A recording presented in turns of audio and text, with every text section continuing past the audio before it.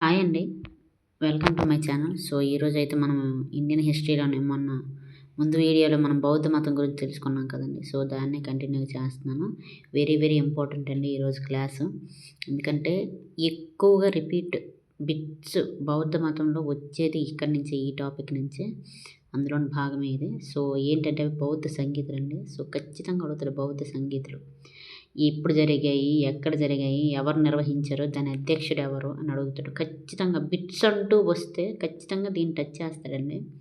అంత ఇంపార్టెంట్. అది ఏ competitive exam అయినా సరే, అది ఎస్ఎస్‌సి అయినా, రైల్వే అయినా, ఏపీఎస్‌సి అయినా, టీజీపీఎస్‌సి అయినా, ఏదైనా సరే బౌద్ధ మతాన్ని టచ్ చేశాడు అంటే బౌద్ధ మతంలోని బౌద్ధ సంగీతుల నుంచి ఎక్కువగా అడుగుతాడండి. ఓకేనా?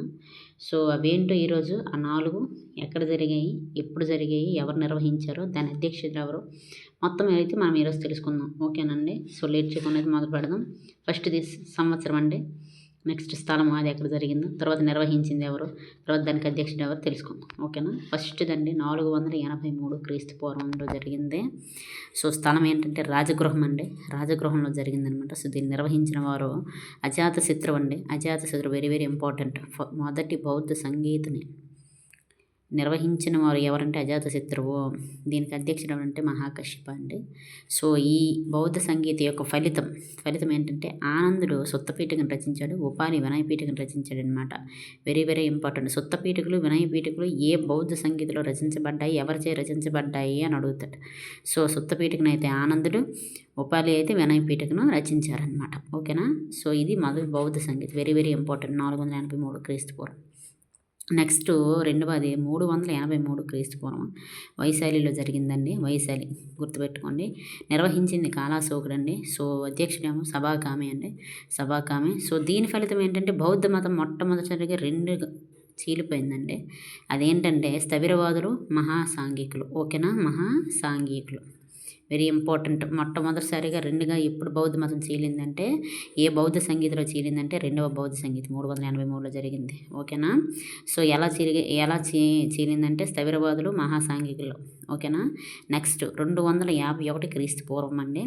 సో, ఎక్కడంటే స్థలం పాటలీపుత్రంలో జరిగింది. నిర్వహించిన వాడు అశోకుడు. సో, దీనికి యొక్క అధ్యక్షుడు ఎవరంటే మొగలిపొత్త తిస్స అండి. సో, దీని ఫలితం ఏంటంటే అభిధమ్మ పీఠికలోని కథావత్తును మొగలిపొత్త తిస్స రచించాడనమాట. Very, very important. గుర్తుపెట్టుకోండి. నెక్స్ట్ 4వది ఆఖరిది క్రీస్తు శకం 1వ శతాబ్దంలో జరిగింది. సో, కుందరవనంలో జరిగిందండి. కనిష్కుడు అధ్యక్షుడు. నిర్వహించిన వాడు కనిష్కుడు, అధ్యక్షుడు వసుమిత్ర అండి. సో, దీని ఫలితం ఏంటంటే వసుమిత్రుడు మహావిభాష శాస్త్రం రచించాడనమాట. ఓకేనా? సో, బౌద్ధ మతం అనేది రెండవసారి చీలిపోయిందనమాట. సో, అడుగుతారు వెరీ, వెరీ ఇంపార్టెంట్. బౌద్ధ మతం రెండవసారి ఏ బౌద్ధ సంగీతంలో చీలింది అంటే 4వ బౌద్ధ సంగీతంలో బౌద్ధ మతం అనేది 2గా చీలిపోయింది. ఒకటి బౌద్ధ మతం అనేది రెండవసారి చీలిపోయింది. అదేంటంటే మహాయానులు, హీనయానులు. ఓకేనా? సో, వీటి గురించి నెక్స్ట్ వీడియోలో మనం వివరంగా అయితే తెలుసుకుందాం. సో, ఇక్కడతో ఈ 4 బౌద్ధ సంగీతాలు వెరీ ఇంపార్టెంట్. ఎక్కడ జరిగాయి, ఏ సంవత్సరంలో జరిగాయి, సో, ఎవరు నిర్వహించారు, ఎవరు అధ్యక్షులు, సో, మొత్తం నేనైతే చెప్పేశాను.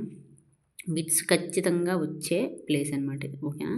సో, ఈ టాపిక్ నుంచి ఖచ్చితంగా బిట్స్ అనేవి వస్తాయి. Very, very, very, very important. బల్ల గుద్ది మరీ చెప్తున్నానంటే అది ఏ కాంపిటేటివ్ అయినా సరే, ముఖ్యంగా ఎస్ఎస్సి. ఓకేనా? సో, సంవత్సరాలు అడుగుతాడు.